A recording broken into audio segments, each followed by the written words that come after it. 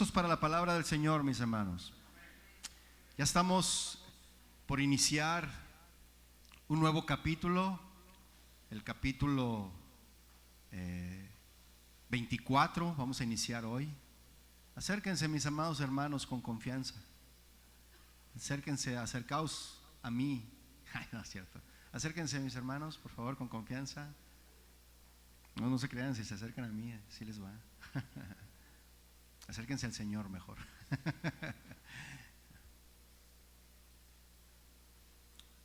Bueno, como les decía, estamos ya por iniciar el capítulo 24 de esta serie que le llamamos la misión de la iglesia en el estudio del libro de los Hechos. Ya estamos en el tema número 58. Ya tenemos más de un año, mis hermanos, con esta serie. Pero la verdad que cada día, cada domingo que escuchamos la palabra del Señor, aprendemos cosas nuevas y siempre Dios tiene algo nuevo y diferente por aprender y por decirnos, ¿verdad? Entonces, hoy estamos en el tema número 58 que le titulé La doctrina de Cristo, nuestra esperanza. Se lo repito, la doctrina de Cristo, nuestra esperanza. En lo que usted le busca, yo le voy a dar una introducción. En el contexto, mis hermanos, de nuestros días y aún en cualquier tiempo, podemos escuchar acerca de juicios. No sé si usted ha escuchado acerca de algún juicio por ahí, hechos en los que se hace justicia o se comete también una injusticia, ¿verdad? Algunos de nosotros quizás hemos estado involucrados directa o indirectamente, o quizás ya ve que en la televisión hay programas donde hacen juicios, ¿verdad?, acerca de eso, y nos hemos enterado de un caso así, ¿no?, donde se aplica la justicia o se aplica también la injusticia. Juicios en los que hay abundantes evidencias para condenar a un acusado, o juicios en los que por la insuficiencia de evidencias se absuelve al acusado, ¿verdad? Y hoy vamos a ver uno de esos juicios, mis hermanos, de esos juicios extraños, ¿verdad?, donde brilló la ausencia de evidencias y solo se mostraron acusaciones, nada más. Y eso fue suficiente para no dejar libre al acusado, pero a la vez tampoco condenarlo. Algo extraño, ¿no lo cree? Le voy a pedir, por favor, si me ayudan a cerrar esa puerta, por favor, para que no entre el ruido de afuera. Sí, gracias. Entonces, veremos hoy en esta mañana cómo el apóstol Pablo nos muestra cómo Dios puede afirmarnos en medio de las acusaciones, de la injusticia y de la corrupción. Veremos también, mis hermanos, cómo la verdad del evangelio es suficiente para que cada creyente permanezca firme en medio de tanta injusticia. Eso es lo que vamos a aprender hoy. Y veremos cómo la verdad del evangelio también enfurece, incomoda y asusta a los hombres. Amén. Así que vayamos entonces a nuestro texto base, que es Hechos 24, versículo 14. Hacemos una oración y inmediatamente comenzamos con nuestro desarrollo desde el versículo 1. ¿Ya lo tiene? Hechos 24, 14. Dice la palabra del Señor: pero esto te confieso, que según el camino que ellos llaman herejía, así sirvo al Dios de mis padres, creyendo todas las cosas creyendo todas las cosas que en la ley y en los profetas están escritas, teniendo esperanza en Dios, la cual ellos también abrigan, de que ha de haber resurrección de los muertos, así de justos como de injustos. Y por esto procuro tener siempre una conciencia sin ofensa ante Dios y ante los hombres. Vamos a orar, mis hermanos. Padre, te damos gracias a ti hoy en esta mañana por tu presencia entre nosotros. Gracias por el privilegio que nos das de acercarnos de una manera confiada hasta el trono de tu gracia, porque sabemos que de ahí viene nuestro oportuno socorro, Señor. Ahora estamos preparando nuestro corazón. Hemos dispuesto, Señor, este tiempo para recibir tu palabra, para que nos instruyas, para que redargullas en nuestros pensamientos, en las intenciones de nuestro corazón, y que penetres en lo más profundo, Señor, y que limpies todo aquello que a ti no te agrada, Señor. Nosotros queremos andar como es digno de ti, caminando, agradándote a ti, Señor, en todo tiempo. Ayúdanos, Padre, para obedecer tu palabra y caminar conforme a las Escrituras. Te damos gracias a ti en el nombre de Jesús. Amén y amén. Hace 2 semanas, mis hermanos, si usted lo recuerda, hablamos de cómo Pablo se presentó ante el concilio. ¿Lo recuerda? Y conocimos personajes como Ananías, el sumo sacerdote. ¿Cuántos lo recuerdan? Vimos que este sumo sacerdote fue puesto por Herodes, ¿verdad? También vimos cómo este sumo sacerdote era toda una fichita, ¿verdad? Era corrupto, era ambicioso este Ananías, de temperamento colérico, era como le llamamos en México, era muy tranza, ¿verdad? Hacía fraudes y de comportamiento criminal también. Así era Ananías. Vimos cómo Pablo se presentó también ante el concilio, y el concilio, no llegaron a nada, solo a una discusión, y eso fue todo, a una discusión nada más. Y Pablo fue sacado por el tribuno Lisias porque peligraba la vida de Pablo, ¿sí? Después, la semana pasada, hablamos de cómo Dios guarda a sus siervos. ¿Lo recuerda? Lo vimos la semana pasada. Y vimos cómo se formó un complot contra Pablo para matarlo. Y el tribuno Lisias, siendo avisado por el sobrino de Pablo, lo envió a Félix, el gobernador. Y este Félix, según la historia, también lo vimos, Félix fue, antes de llegar a ser gobernador de esa región, fue un esclavo, ¿verdad? Que llegó, como le decía, a ser gobernador siendo un hombre cruel, abusador, un hombre mezquino. Y aquí fue donde nos quedamos, ¿verdad? Ahí fue donde nos quedamos. Así que vamos a retomar entonces en el capítulo 24, verso 1, y vamos a empezar con el tema de hoy. Vaya abriéndolo por ahí en Hechos, capítulo 24, verso 1. ¿Lo tiene? Dice: 5 días después descendió el sumo sacerdote Ananías con algunos de los ancianos y un cierto orador llamado Tértulo, y comparecieron ante el gobernador contra Pablo. Si se fija usted aquí, se ha introducido un nuevo personaje. ¿Lo está viendo ahí? Un orador llamado ¿cómo? Tértulo. Ahí hay un nombre para, si quiere un nombre para uno de sus hijos. Tértulo. La palabra orador, mis hermanos, esta palabra que aparece ahí, habla de un orador público, una especie como de un tipo de abogado, ¿sí? Y el diccionario Vine dice que estas personas eran contratadas como oradores profesionales para ser hábiles alegatos ante los tribunales. O sea, era un abogado, ¿no? Eso era lo que era pero se le conocía como orador, un litigante, ¿verdad? Es como el día de hoy, mis hermanos. Si a usted se le llegara a presentar algún caso legal, pues usted tendría que contratar a un abogado, ¿sí o no? Alguien que pueda presentar ante el juez su caso de una manera bien, ¿sí o no? Sí, ¿verdad? Bueno, pues al parecer, mis hermanos, el concilio llegó a la conclusión de que ellos no iban a poder presentar el caso bien ante el gobernador. El concilio dijo: no, nosotros no vamos a poder presentar bien el caso, vamos a contratar entonces a un orador, y contrataron a este Tértulo, ¿verdad? Entonces, vea lo que dice en el versículo 2, por favor. Y cuando este fue llamado, Tértulo comenzó a acusarle, es decir, a Pablo le dijeron: a ver, ven Pablo, ahí vienen unos acusadores, preséntate ante ellos, ¿no? Tértulo comenzó a acusarle diciendo: como debido a ti gozamos de gran paz, fíjese, y muchas cosas son bien gobernadas en el pueblo por tu prudencia, oh excelentísimo Félix, lo recibimos en todo tiempo y en todo lugar con toda gratitud. Pero por no molestarte más largamente, te ruego que nos oigas brevemente conforme a tu equidad. Hasta aquí, mis hermanos, este hombre Tértulo, en vez de referirse propiamente al gobernador y de una manera formal de lo que meritaba la ocasión, porque estaban pues en un tribunal, ¿verdad? Iban a acusar a Pablo. Entonces él comienza a soltar una serie de adulaciones, comienza a soltar una serie de adulaciones que, por cierto, solamente eran medias verdades, ¿sí? Y aquí Tértulo le está haciendo la barba, como decimos en México, ¿verdad? Como dicen en Sudamérica, estaba comportándose como un lambebotas. No sé si se oiga duro eso, pero bueno, así se estaba comportando, ¿verdad? Este Tértulo. Y este hombre que se dedicaba a hacer alegatos sabía el efecto que tiene la adulación.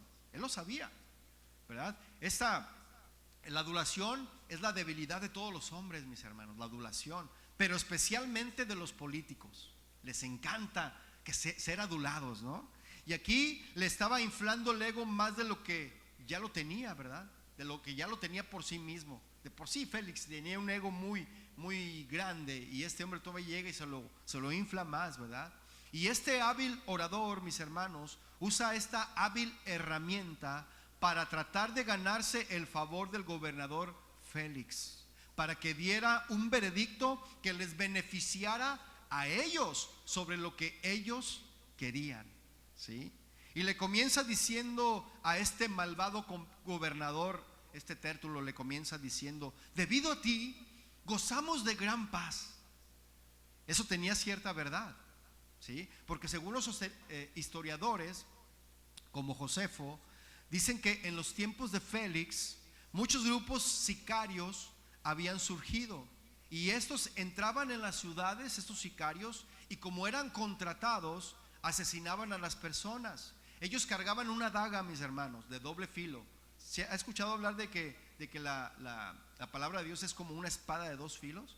Pues esa espada de dos filos, la palabra hace referencia a esa daga. Es una daga que entra hasta los huesos, dice, ¿verdad? Que penetra hasta lo profundo, una daga filosísima.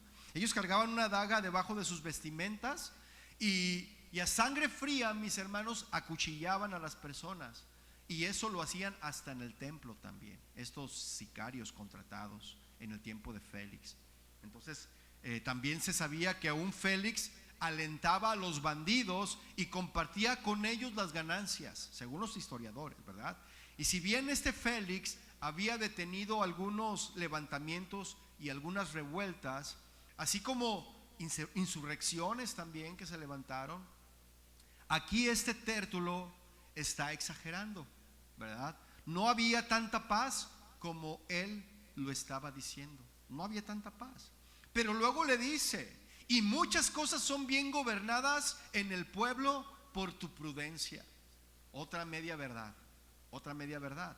Este hombre Félix, a base de crueldad y fuerza, había subyugado, mis hermanos, a los judíos. De hecho, aún los mismos sacerdotes lo odiaban a Félix.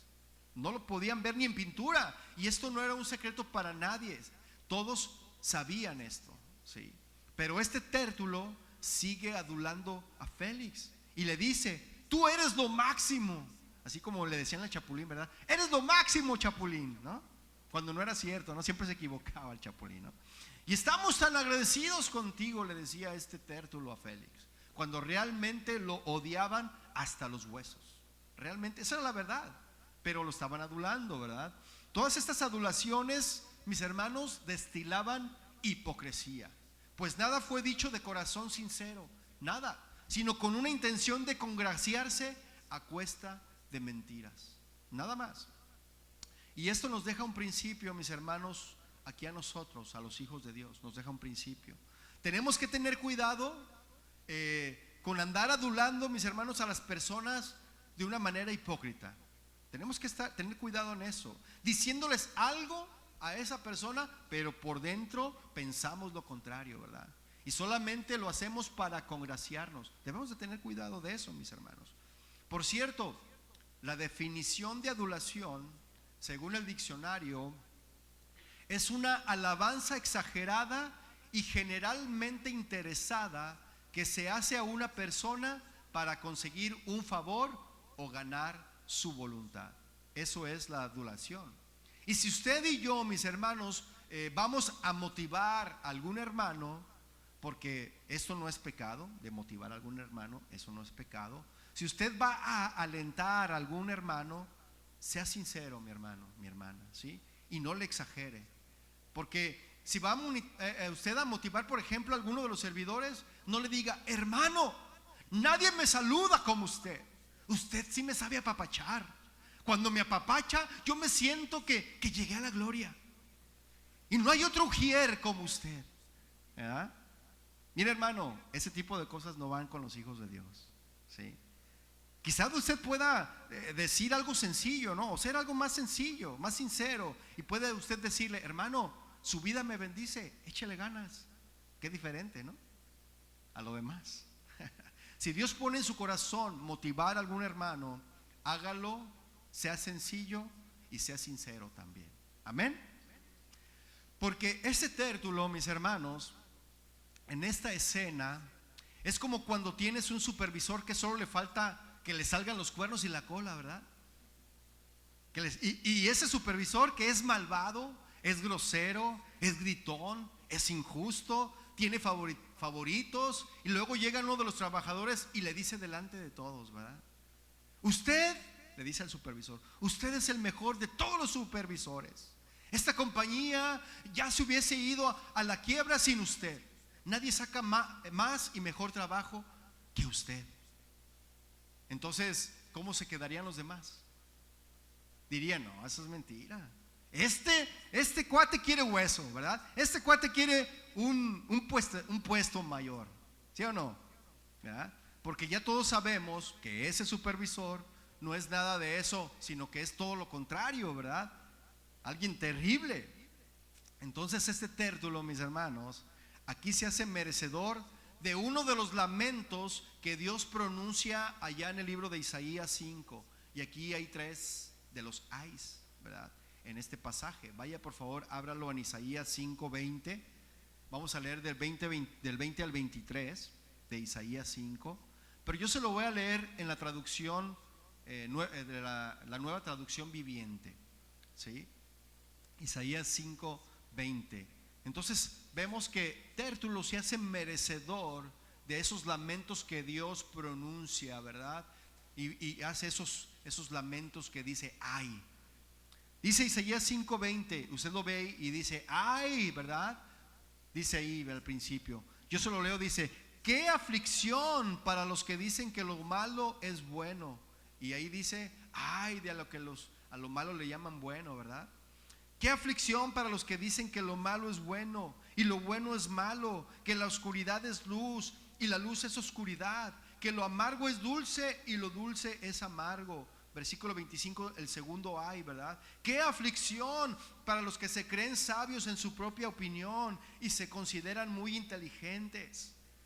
El tercer ay dice: qué aflicción para los que son campeones a la hora de beber vino y se jactan en la cantidad de alcohol que pueden tomar. Y el versículo 23 dice: aceptan sobornos para dejar en libertad a los perversos y castigan a los inocentes, ¿verdad? Entonces este Tértulo, mis hermanos, tiene delante de él a un hombre perverso, a un hombre inmoral, a un hombre violento y cruel, y lo resalta como si era alguien bueno y alguien bondadoso. ¿Se fija? Un hombre que vive en una vida en total oscuridad y lo resalta como una luz. Por eso se hace referencia a este versículo. Y una vez que Tértulo terminó sus halagos, la escena y el tono cambiaron. Vea el versículo 5, cómo cambia su halago, y vea cómo se transforma Tértulo. Dice: porque hemos hallado que este hombre es una plaga y promotor de sediciones entre todos los judíos por todo el mundo, y cabecilla de la secta de los nazarenos. Intentó también profanar el templo, y prendiéndole quisimos juzgarle conforme a nuestra ley.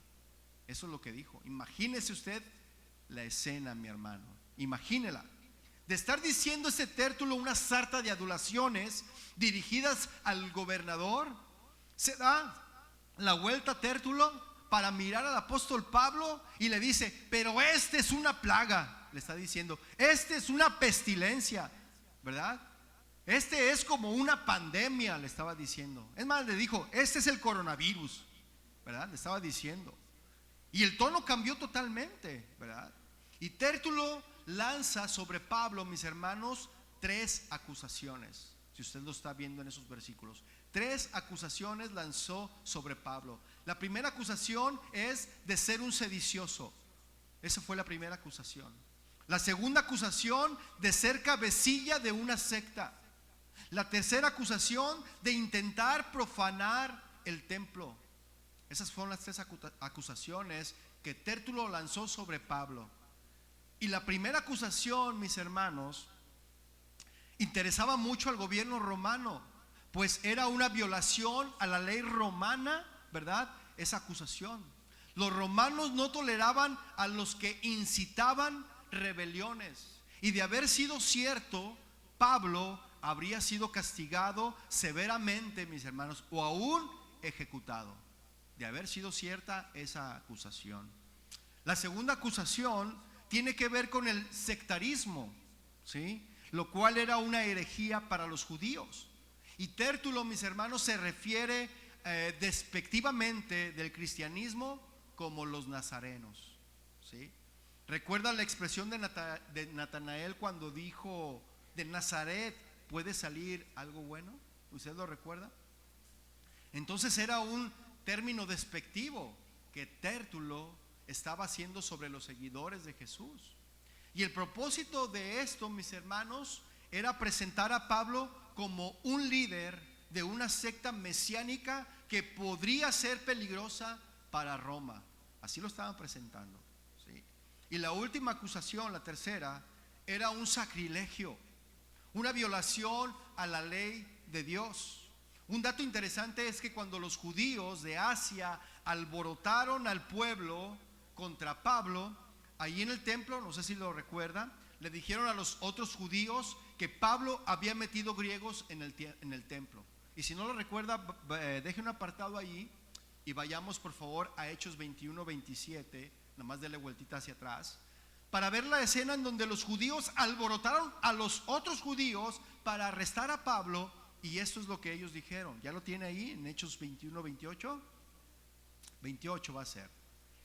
Dice: dando voces, varones israelitas, ayúdenos, ¿verdad? Lo habían agarrado y estaban pidiendo ayuda a otros varones para detenerlo. Ayudad, dice, ese es el hombre que por todas partes enseña a todos en contra del pueblo, la ley y este lugar. Y además de esto ha metido a griegos en el templo y ha profanado este santo lugar. Esa era la acusación que le estaban haciendo, la tercera acusación. Y aquí vemos que estos judíos aseguraban que Pablo había metido a griegos en el templo. ¿Lo está viendo? Habían asegurado eso. Pero ¿qué fue lo que pasó ahora? Ahora cambiaron el discurso diciendo que había intentado. ¿Lo está viendo ahí? Vea, regrésese ahí al 24. Dice que había intentado, ya no era algo seguro. Ahora dicen: intentó profanar el templo. ¿Se fija? Aquí vemos claramente cómo el sumo sacerdote, los ancianos y ese Tértulo, mis hermanos, estaban determinados en destruir a Pablo. Lo querían acabar, lo querían asesinar, lo querían destruir. No es que no tenía toda la información de la situación, sino que había una clara intención de destruirlo. Había una clara intención detrás de estas acusaciones, mis hermanos. Las maquillaron de tal manera que sonara que Pablo había cometido estos actos que eran graves y eran culpables, y que era culpable ante Roma, ¿sí? Pero estos hombres no solamente la traían en contra de Pablo, también la traían en contra del tribuno Lisias. Vaya ahí al capítulo 7 para que vea. Estos traían para repartir a todos, andaban destapados estos hombres. Vea lo que dice el versículo 7. Pero interviniendo el tribuno Lisias, con gran violencia le quitó de nuestras manos, mandando a sus acusadores que viniesen a ti. Tú mismo pues, al juzgarle, podrás informarte de todas estas cosas de que le acusamos. ¿Se fija? Prácticamente le estaban diciendo al gobernador Félix: nosotros estábamos haciendo lo que la ley romana nos permite hacer, cuando este Lisias y nos llegó entró y nos arrebató, ¿verdad? A ese Pablo con gran violencia. Y yo me imagino como la chilindrina que le decía, fíjate, ¿verdad? Nos arrebató con gran violencia. Ahora yo le pregunto, ¿así pasaron las cosas? ¿No le escuché? ¿Así pasaron las cosas? No. Vaya por favor a Hechos 23:10 para ver cómo en realidad pasaron las cosas, para recordarlo. Hechos 23:10. Fíjese lo que dice ahí. Y habiendo grande disensión, el tribuno, teniendo temor de que Pablo fuese despedazado por ellos, mandó que bajasen soldados y le arrebatasen de en medio de ellos y le llevasen a la fortaleza. Y aquí los hechos, mis hermanos, no concuerdan con los dichos, y usted lo puede ver. Aquí hay un conflicto, ¿sí? ¿Conoce usted a gente así? Que es mentira tras mentira, calumnia tras calumnia, y luego se hacen bolas de todas las mentiras que dijeron, que comienzan también a contradecirse, ¿verdad?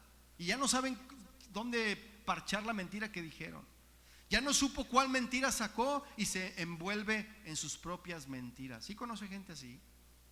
Bueno, eso se da afuera ya en el mundo, mis hermanos, ¿sí? Y no debería de darse aquí en la iglesia, porque la misma palabra nos dice en Efesios que debemos de desechar la mentira, ¿sí o no? Y debemos de hablar verdad cada uno con su prójimo. Pero la realidad, esto es la realidad del hombre natural, es la naturaleza del hombre caído.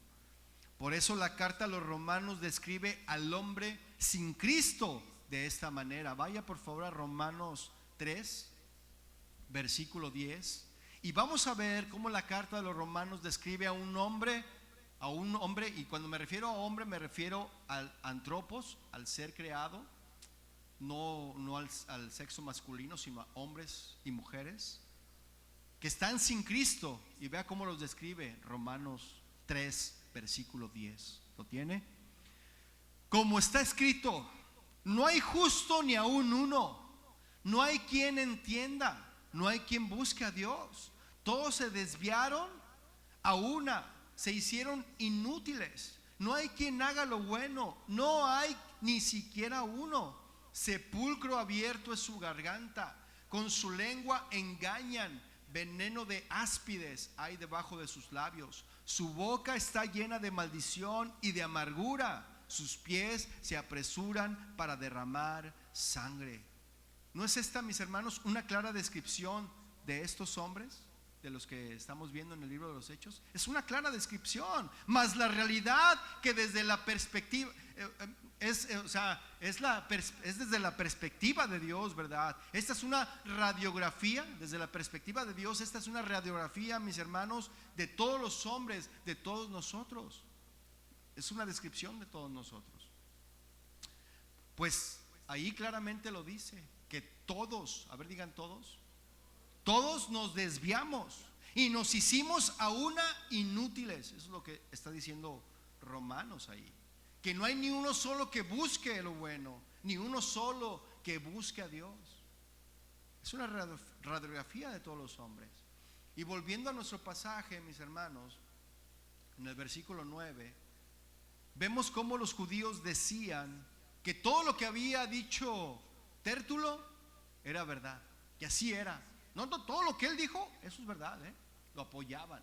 Vea el versículo 9, ¿qué dice? Y los judíos también confirmaban diciendo ser así todo. Fíjense, o sea, ellos también decían que lo que estaba hablando Tértulo era verdad, y no era así, mis hermanos. Y hasta aquí Pablo, como siervo de Dios, se está manteniendo en silencio. ¿Sí? Se fija que no ha participado Pablo para nada hasta este versículo 9. No ha participado, se ha mantenido en silencio y está ahí escuchando cada una de las acusaciones, todo lo que Tértulo estaba diciendo, y que los judíos están de acuerdo con eso. Hasta ahí. Yo me preguntaba cuando estaba haciendo el tema, ¿verdad? Yo me hacía estas preguntas. ¿Qué haría yo si estuviera yo ahí? ¿Qué yo hubiera hecho? Ahora yo le pregunto a usted, ¿qué haría usted si estuviera en el lugar de Pablo? ¿Qué haría usted de escuchar todas esas acusaciones y que usted se da cuenta que son mentiras? ¿Usted qué haría? Defenderse, ¿verdad? Pero ¿de qué manera se defendería, no? Puras dulzuras, yo creo les estaríamos ahí diciéndoles, ¿no? A ellos, ¿no? ¿Sí? ¿Qué cruzaría por nuestra mente? No, estos hombres, ¿no? Mire, Pablo está a punto de vivir y ya vivió, Pablo, parte de lo que Jesús mismo dijo que pasaría con sus discípulos, ¿sí? Vayamos al Evangelio de Mateo 10, 17, para ver lo que Pablo estaba viviendo y lo que Jesús había enseñado y que en este momento se estaba haciendo realidad, ¿sí? Mateo 10, versículo 17. ¿Quiere que le prendamos al aire? ¿Tiene calor? ¿Ha prendido? Ah, ok, muy bien. Ah, ¿sí? Ok. Ahorita le arreglan. Entonces vayamos a Mateo 10, 17. Dice ahí: y guardaos de los hombres, porque os entregarán a los concilios, y en sus sinagogas os azotarán, y aun ante gobernadores y reyes seréis llevados por causa de mí para testimonio a ellos y a los gentiles. Fíjese, y Pablo ya estaba viviendo esto. ¿Se da cuenta? Vea el versículo 19. Mas cuando os entreguen, no os preocupéis por cómo o qué hablaréis, porque en aquella hora os será dado lo que habéis de hablar. Porque no sois vosotros los que habláis, sino el Espíritu de vuestro Padre que habla en vosotros. Y Pablo, mis hermanos, sostenido por Dios, iba a hablar con sabiduría que el Espíritu Santo de Dios da a sus siervos. Iba a hablar con esa sabiduría Pablo. Y ahora se le va a permitir hablar al apóstol Pablo. Véalo, versículo 10, por favor. Habiéndole hecho señal el gobernador a Pablo para que hablase, éste respondió. Fíjese lo que dijo Pablo, porque sé que desde hace muchos años eres juez de esta nación, con buen ánimo haré mi defensa. Como tú puedes cerciorarte, no hace más de 12 días que subí a adorar a Jerusalén y no me hallaron disputando con ninguno, ni amotinando a la multitud, ni en el templo, ni en las sinagogas, ni en la ciudad. Ni te pueden probar las cosas que ahora me acusan. Aquí el apóstol Pablo, mis hermanos, no comienza adulando al gobernador Félix, si se da cuenta, ¿verdad? Sino mostrando que está agradecido con Félix, que Pablo está agradecido, ¿verdad? Él muestra una gratitud de que sea Félix el gobernador quien escuche su caso, ¿verdad? Porque Félix ya tenía alrededor de unos 7 años en Judea, ¿verdad? En la nación judía. Y él estaba ya actuando como un juez en esa región. Y estaba familiarizado Félix con la religión judía. Estaba familiarizado con sus leyes, con sus costumbres. Entonces Pablo dice: me da gusto que seas tú quien escuche mi caso. Si usted ve, mi hermano, no le está haciendo la barba ahí, ¿verdad que no? Para nada, no lo aduló. Y luego comienza a refutar con la sabiduría que Dios le da la primera acusación, que era la de ser un sedicioso. Y le dice a Félix: tú puedes investigar y darte cuenta que no hace más de 12 días que subí a adorar a Jerusalén. Y Pablo le pudo haber dicho también, ¿verdad? Y de esos 12 días tengo 5 días preso. Le pudo haber dicho, ¿verdad? Así que es muy poco tiempo, mis hermanos, para que un hombre haga una revuelta, ¿sí? 7 días para hacer una revuelta es poco tiempo. Esos hombres no te pueden probar, les dice Pablo, que yo soy un sedicioso. Ahora Pablo, mis hermanos, va a hacer una confesión ante todo a la segunda acusación. Fíjese, vaya por favor al versículo 14. Versículo 14. Yo le voy a leer la traducción viviente, la nueva traducción viviente, versículo 14. Pero admito que soy seguidor del camino, al cual ellos llaman secta. Adoro al Dios de nuestros antepasados y firmemente creo en la ley judía y en todo lo que escribieron los profetas. Tengo la misma esperanza en Dios que la que tienen estos hombres, la esperanza de que Él resucitará tanto a los justos como a los injustos. Y Pablo, mis hermanos, como un verdadero soldado y siervo de Jesucristo, levanta su mirada y con firmeza, la firmeza que da el bendito evangelio de Jesucristo, mis hermanos, les dice a todos los que estaban presentes: yo soy un seguidor del camino, yo soy un seguidor de Jesucristo. Estaba admitiendo la segunda acusación, sí, efectivamente, pero también creo lo que ellos creen. Fíjese.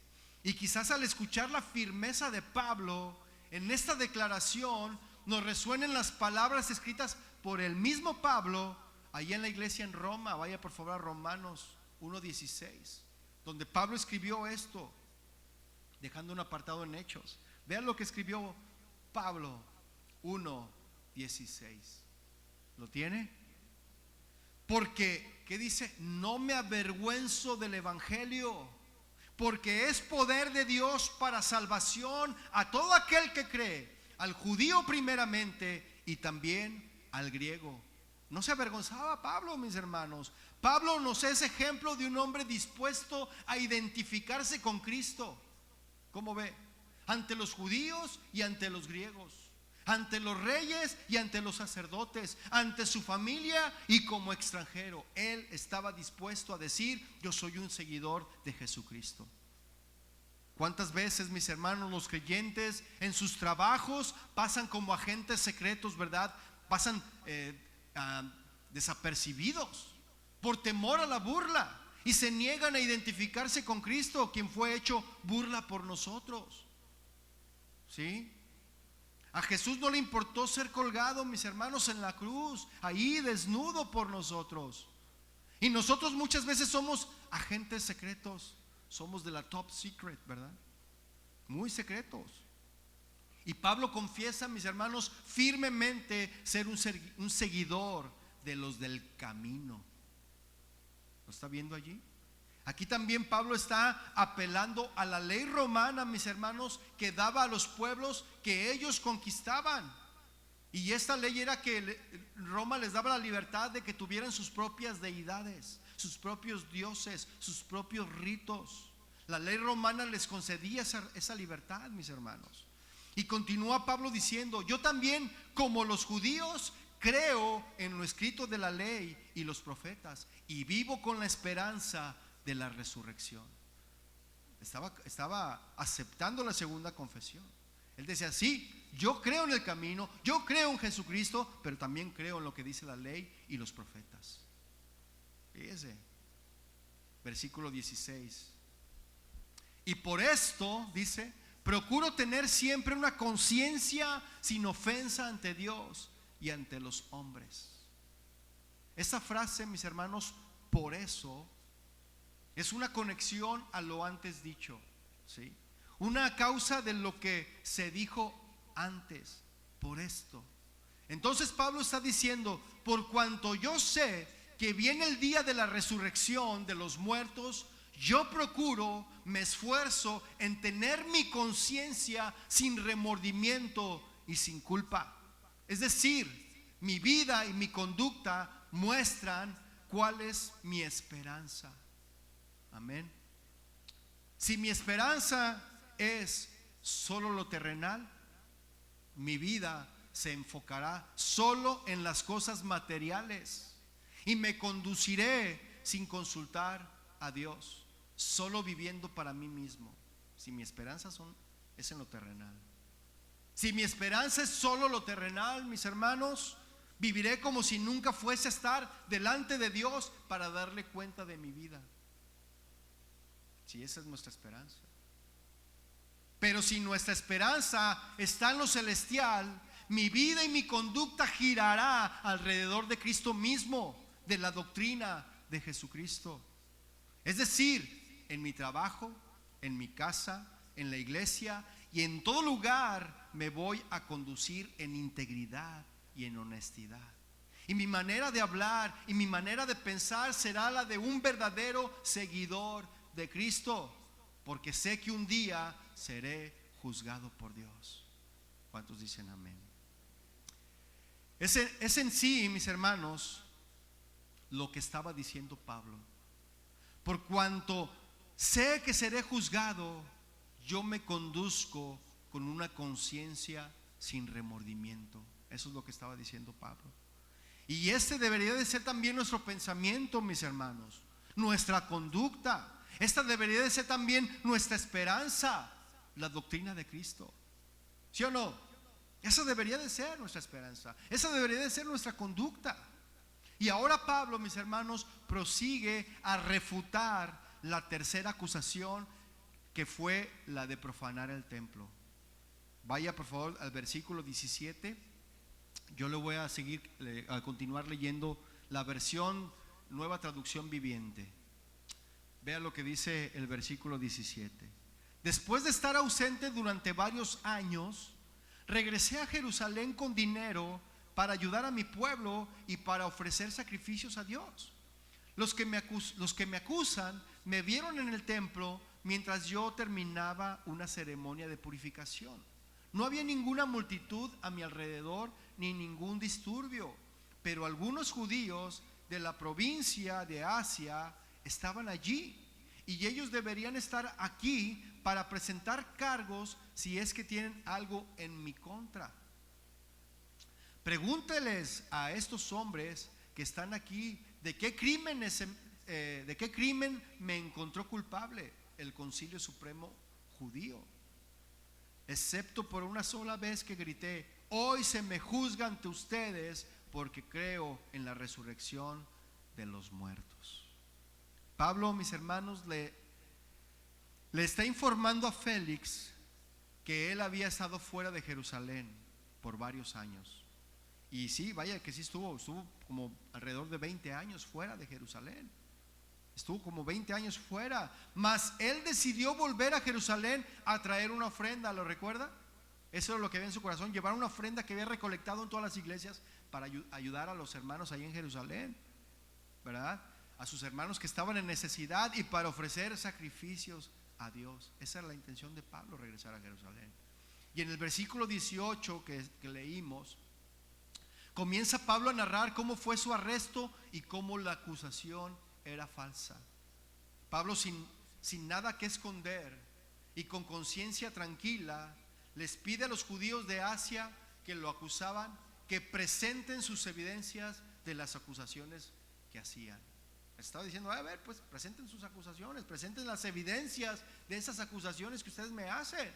Pero Pablo y los judíos sabían que no tenían pruebas para comprobar que Pablo había profanado el templo, y no había pruebas, ¿verdad? Eran solamente acusaciones, nada más. Entonces Pablo les dijo: miren, si no hay pruebas de todo aquello que ustedes me están acusando, entonces a mí se me está juzgando porque yo dije que creo en la resurrección de los muertos ante el concilio. Eso es lo que estaba diciendo Pablo. Aquí está el meollo del asunto, decía Pablo. No hay pruebas de nada más. Entonces a mí se me juzga porque yo dije que creo en la resurrección de los muertos.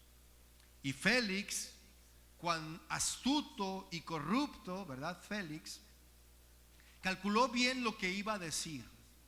No era tonto el gobernador. Él calculó bien lo que iba a decir. Y vea lo que dijo el gobernador Félix en el versículo 22. Vea: entonces Félix, oídas estas cosas, estando bien informado de este camino, les aplazó diciendo, fíjate, ponga atención en esto, entonces Félix, oídas estas cosas, estando bien informado de este camino, les aplazó diciendo: cuando descendiere el tribuno Lisias, acabaré de conocer de vuestro asunto. y mandó al centurión que se custodiase a Pablo, pero que se le concediese alguna libertad y que no impidiese a ninguno de los suyos servirle o venir a él. Este Félix, mis hermanos, prácticamente hizo lo mismo que Poncio Pilato. Usted lo está viendo ahí. Hizo lo mismo que Poncio Pilato, con la diferencia que a Jesús sí lo crucificaron. ¿Sí? Aquí Félix vio claramente ante la ley romana que Pablo no era culpable. Claramente Félix se dio cuenta de eso. No había nada que lo condenara, mas él sabía que si lo dejaba libre, los judíos podían empezar una revuelta. Él sabía eso. Lo mismo que hizo Pilato, hizo Félix. A diferencia nada más que a Pablo no lo crucificaron. Así que dijo, bueno, dijo Félix, ¿verdad? Vamos a prolongar el caso tomando una decisión neutral, ¿verdad? Vamos a prolongar el caso, dijo Félix. Y tomó una decisión neutral, nada más. Pero realmente favorecía a los judíos esa decisión, ¿sí? Porque si no hay nada de que le condene ante la ley romana, pues Pablo tenía que salir libre, ¿sí o no? No podía quedarse. Y ¿sabe algo, mis hermanos? Qué peligrosa es la neutralidad, la verdad. Un hombre inocente es mantenido preso y la justicia es oprimida por conveniencia, por la conveniencia. Yo le hago una pregunta hoy en esta mañana, mi hermano. ¿Cuántos de nosotros nos hemos visto en los zapatos de Félix? Miramos de frente a la decisión que tenemos que tomar y vemos la inminente discusión, vemos la inminente pelea, vemos los problemas que nos vendrán por hacer lo justo, lo recto, lo agradable a Dios, y optamos por agradar a los hombres. ¿Sí? Y ese es el panorama que tenía Félix, mis hermanos, desde un entendimiento corrupto. Cuando en tu trabajo, por ejemplo, tu jefe te pide que hagas algo que es deshonesto, ¿tú qué vas a hacer? Que te dice, ¿sabes qué? Mira, va a llegar un cargamento con 40 cajas, pero aquí están registradas 39. Apartas una y me la dejas allá a un ladito porque me la voy a llevar. ¿Tú qué harías? Estás ante una decisión por lo justo y lo corrupto, ¿no? Lo que honra a Dios y lo que deshonra a Dios. Y estás viendo las consecuencias de no obedecer. O sea, tú piensas, dices, si lo hago, si no obedezco, esas son las consecuencias ante las que me voy a enfrentar. No solamente en mi trabajo, sino ante Dios. Porque si mi trabajo se da cuenta, pues primero me van a correr o me van a meter a la cárcel. Pero si yo continúo con esta farsa, pues ante los ojos de Dios estoy cometiendo fraude, mentira, robo. Estoy mal delante de Dios. Pero ahora, mis hermanos, estamos a punto de presenciar un despliegue hermoso de los atributos de Dios a un pecador. Vamos a ver la misericordia de Dios, vamos a ver la paciencia, la bondad, el amor, la justicia y la gracia de Dios sobre Félix y sobre su esposa. Fíjese, los atributos de Dios se manifiestan ahí. Vea el versículo 24. Algunos días después, viniendo Félix con Drusila su mujer, que era judía, llamó a Pablo y le oyó acerca de la fe en Jesucristo. Pero al disertar Pablo acerca de la justicia, del dominio propio y del juicio venidero, Félix se espantó y dijo: ahora vete, pero cuando venga tu oportunidad te llamaré. Vemos, mis hermanos, que pasaron algunos días, si usted lo puede ver, y Félix regresó con su esposa Drusila. No sabemos a quién, pero a alguno de los dos la curiosidad o el deseo de saber más sobre el camino les ganó. ¿Se da cuenta? Lo puede ver ahí en el versículo 24. Y vinieron a tener una audiencia personal con el mejor defensor y maestro de la fe cristiana. Félix ya sabemos, ya lo habíamos leído, que tenía un récord, ¿verdad? tenía su récord, era un hombre cruel. Y Drusila no se quedaba atrás, mis hermanos. Drusila era hija de Herodes, aquel rey que mató al apóstol Jacobo, ¿lo recuerda? Con espada, y que todos los judíos se pusieron contentos. Y este Herodes fue el que los gusanos se lo comieron, que murió dando un discurso y cayó muerto ahí, y los gusanos se lo comieron. Ese Herodes era el papá de Drusila, ¿sí? Entonces Drusila era hija de este hombre. Y esta joven mujer, que se cree que tenía unos escasos, vean, 20 años, había estado casada con otro hombre, pero Félix la convenció a que dejara a su esposo, fíjense. Y ahora se encontraban estos dos adúlteros, pecadores, ante Pablo, un hombre apasionado por su Señor Jesús, y estaban ante él, no para escuchar más sobre su caso, sino para escuchar sobre la fe en Jesucristo. Ahí estaban, ellos querían saber más. Pero si vemos, como leímos anteriormente en el versículo 22, nos dijo que Félix estaba bien informado de los cristianos. Sí lo vimos, ¿verdad? Que él estaba bien informado de los del camino. Lo vemos ahí. Por esa razón surgen aquí algunas preguntas. Si él ya estaba bien informado de este camino, ¿qué más quería saber? ¿Qué más quería saber Félix? ¿Por qué quería saber más? ¿Sí? Lo que podemos ver aquí es, mis hermanos, unas almas vacías. Es lo que vemos aquí. Unas almas vacías, aunque llenas de riquezas, llenas de poder y placeres, eran almas vacías. Y es que el hombre, mis hermanos, sin Cristo, hay un vacío en su corazón, ¿sí? Que nada puede llenar. Y trata de llenarlo con sexo, con drogas, con alcohol, con dinero, pero está vacío. Nada de eso lo va a llenar. No encuentra sentido a su existencia, a un hombre, a una mujer sin Cristo. Y lo quiere llenar con todas esas cosas. Mire, le voy a platicar algo, una historia verídica. Cuentan que había un piloto de aviación en la Segunda Guerra Mundial, ahorita que está muy actualizada, ¿verdad? La guerra, que fue alcanzado por un proyectil cuando iba en su avión, ¿sí? Y este piloto tuvo que salir del avión con su paracaídas. Pero resulta, mis hermanos, que el paracaídas no se abrió. Imagínense. Y a millas de altura comenzó el descenso en el vacío.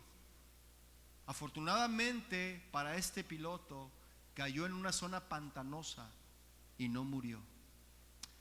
Después de meses de recuperación en el hospital, le preguntaron qué sensación, le preguntaron eso, que qué sensación le había causado esta situación, esa situación. Y él respondió: la sensación más terrible que pude sufrir fue el experimentar querer agarrarme del vacío. Y así estamos muchos de nosotros, mis hermanos, queriéndonos agarrar del vacío, cuando debemos de agarrarnos de Dios. Yo le hago una pregunta: ¿de qué echarás mano cuando mueras? Y Pablo, sabiendo que tenía ante él dos almas vacías, no le temblaron las rodillas a Pablo al estar ante esta pareja que estaban revestidos de autoridad, porque Félix era el gobernador de Judea. No le temblaron las rodillas. No vemos que comenzó Pablo a hablarles de la crisis económica, ¿verdad que no? No habló de eso Pablo. No les dijo sobre la guerra de Ucrania, tampoco les dijo de eso. Tampoco les habló de que qué cara está la gasolina, ¿verdad que no les habló de eso? No les dijo sobre estas cosas, sino que Pablo comenzó a hablarles de la fe en Jesucristo. De eso comenzó. Les comenzó a hablar sobre cómo poner su confianza en Jesús como el Salvador, ¿sí? Y cómo Jesús era el Mesías prometido por Dios. De eso les estaba hablando Pablo a estas dos personas que estaban vacías. y de cómo al morir en la cruz Jesús fue el sacrificio perfecto de Dios, el sacrificio que demandaba la justicia de Dios, y cómo ese sacrificio a todo aquel que creyera lo salvaría. De eso les estaba hablando Pablo a estos hombres, a esta pareja. Félix y Drusila lo escucharon, pero dice el versículo 25 que al disertar, y este verbo disertar habla de enseñar, habla de discutir con un argumento razonable, habla de eso. Y sabe una cosa, no tenemos el diálogo completo, pero sí sabemos que en primer lugar les habló de la justicia. Eso es lo que dice el versículo 25, ¿verdad? Les habló de la justicia. Quizás fue algo así. Mire, les estaba diciendo Pablo, el Dios Todopoderoso se ha revelado en las Escrituras como un ser justo, quien ama la justicia. Dios odia la injusticia, aborrece a los que por soborno dejan libre al culpable y condenan al inocente, al que roba a su prójimo y abusa de él. Eso es lo que quizá Pablo les estaba diciendo, porque les habló de la justicia de Dios. Dios se ha revelado como un ser santo, apartado del mal, que no tendrá por inocente al culpable. Mas no solo eso, mi querido Félix, le dice Pablo, y Drusila, sino que también Dios ha dicho, vaya lo que ha dicho, y vaya por favor, busque 1 Corintios 6:9. Y ha dicho lo que dice 1 Corintios 6:9. Ahí está Pablo, ¿no?, dando este discurso, esta disertación a Félix y a Drusila, y les dice: ¿no sabéis que los injustos no heredarán el reino de Dios? No erréis, no se equivoquen, ni los fornicarios, ni los idólatras, ni los adúlteros, ni los afeminados, ni los que se echan con varones, ni los ladrones, ni los ávaros, ni los borrachos, ni los maldicientes, ni los estafadores heredarán el reino de Dios. Y aquí Pablo les está argumentando esto, ¿verdad? Y les dice: ¿cómo creen que los que practican estas cosas serán aceptados por un ser santo, por un ser puro? No se equivoquen, Drusila y Félix. Ustedes tienen que cambiar, tienen que arrepentirse de sus pecados. Así que Félix y Drusila y todos aquellos que son injustos con su prójimo y practican el adulterio, la fornicación, la borrachera, la homosexualidad, serán condenados en el fuego eterno. Y todo hombre un día compadecerá ante el juez justo, y todo aquel que no se haya escrito en el libro de la vida será lanzado al lago del fuego, será lanzado al infierno. Todo aquel que no se encuentre en el libro de la vida, y todo aquel que no haya creído en Jesucristo como su Señor, irá al lago de fuego que arde eternamente, donde el gusano nunca muere, donde será el lloro y el crujir de dientes eternamente, donde serán castigados eternamente, donde las llamas no cesarán ni un segundo, donde no habrá descanso sino dolor y llanto por siempre. Eso es lo que les estaba diciendo Pablo. Les decía: ¿ustedes quieren ir allá? Yo les pregunto: ¿ustedes quieren ir allá? Levante su mano el que quiere ir para allá.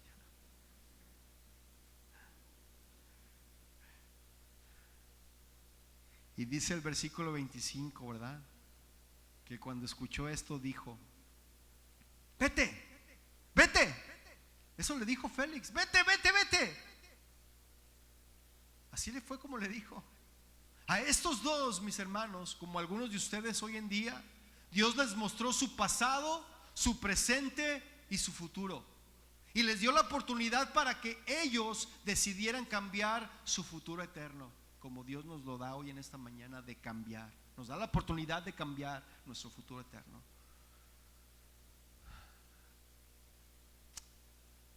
Amados hermanos, ¿quién de nosotros en nuestro sano juicio iría al doctor y al recibir un diagnóstico con una enfermedad mortal, le diríamos al doctor: váyase, váyase, váyase, no quiero escuchar de usted, no quiero saber nada, me tapo los oídos, me tapo los ojos y no oigo, no oigo, soy de palo y tengo orejas de pescado.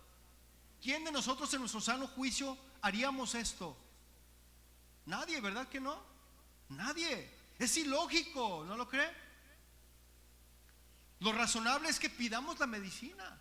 Eso es lo razonable. El doctor, a ver, tú llegas con el doctor te dice que estás enfermo de una enfermedad mortal. Lo lógico es que tú le digas: doctor, ya me dijo de qué estoy enfermo, ahora dígame cuál es la medicina. Quiero vivir, no me quiero morir. ¿Sí o no? Eso es lo lógico. Pero Félix, dice el pasaje, que se aterrorizó. ¿Y cómo no? Si Pablo le estaba diciendo: si sigues viviendo la vida como la llevas, vas derechito al infierno. Eso le estaba diciendo Pablo. Y eso nos dice el Señor hoy a nosotros también. Muchos son los que tiemblan ante las palabras de Dios, mis hermanos, pero dicen como Félix: lo dejo para después. Vete, vete, vete, no me interesa. Pero mi hermano que estás aquí y los que nos escuchan por internet estarán de acuerdo conmigo que es una insensatez. ¿Quién de nosotros tiene el mañana garantizado? ¿Quién? Es por eso que la palabra de Dios dice: hoy es el día de la salvación. De Drusila, mis hermanos, no sabemos su reacción, solo sabemos que no reaccionó. Es decir, que ni siquiera reaccionó al arrepentimiento. ¿Y sabe lo triste del caso, mis hermanos? Que no tenemos registro en la Biblia de que esa otra oportunidad de arrepentimiento hubiese llegado para Félix, aunque llamó a Pablo muchas veces después, y lo vamos a ver en los siguientes capítulos. Él llamó a Pablo muchas veces, ¿verdad? Pero jamás se ve que él se haya arrepentido. Yo le voy a invitar a que se ponga de pie, por favor. Póngase de pie. Póngase de pie.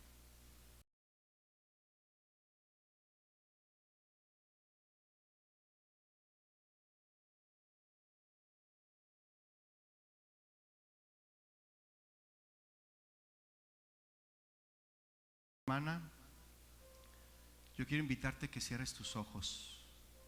Cierra tus ojos. Ahora sí los puedes cerrar. Y mi querido oyente que nos ves ahí en las redes, si tú estás viendo o viviendo en los mismos zapatos que Félix y Drusila, si te estás viendo en el mismo espejo que ellos, sabes que vives tu vida a tu manera, alejado de Dios, y hoy en tu corazón Dios te ha hablado y te ha mostrado tu necesidad de salvación. Porque cuando escuchamos el Evangelio, hay una voz interna que nos dice: esta es la verdad, esta es la verdad. A ti que estás teniendo ahora mismo una lucha en tu interior, Dios te dice: si oyes hoy su voz, no endurezcas tu corazón. Quizás eres un joven, y si has escuchado a Dios hablar a tu corazón, hoy es el día de tu salvación. Félix se espantó y endureció su corazón, y lo más seguro es que hoy él se está lamentando y está deseando tener otra oportunidad como la que tú estás teniendo hoy. Pero para él ya es demasiado tarde, se le acabó el tiempo. Para ti es el tiempo oportuno. No sigas caminando el camino de Félix, mi querido oyente. Vuelve a Cristo. Si tú hoy dices: yo quiero ponerme a cuentas con Dios, necesito que Dios cambie mi vida, quiero vivir para Jesús, aquí está la medicina para ti. Tú que reconoces que estás separado de Dios, que llevas tu vida lejos de Dios, dile allí en tu corazón: Señor, yo creo que moriste por mí. Yo creo en ti, Jesús. Creo que moriste en mi lugar para pagar por mis pecados. Hoy me arrepiento. Perdona mis pecados. Hazme una nueva persona. Porque Jesús dijo: ninguno que viene a mí, yo le echo fuera. Y Dios promete y prometió salvarnos. A ti, mi hermano, que ya has creído en Cristo, no temas. Permanece firme en tus convicciones. Recuerda que nuestro Dios es más que suficiente para afirmarnos y sostenernos en nuestras angustias y en nuestras tribulaciones. Así que, hermano, permanece fiel, firme en lo que tú has creído y en quien tú has creído. Levanta tus manos al Señor y hagamos juntos una oración. Señor, te damos gracias por tu palabra. Gracias porque por medio de ella somos iluminados. Gracias, Señor, por tu muerte en la cruz. Gracias, mi Señor, porque mostraste tu bondad y tu amor al morir en esa cruz por nosotros. Por esa sangre derramada que lavó mi culpa y mi pecado. Bendito seas. Te adoramos y te damos a ti el honor y la gloria por los siglos y hasta los siglos. Amén.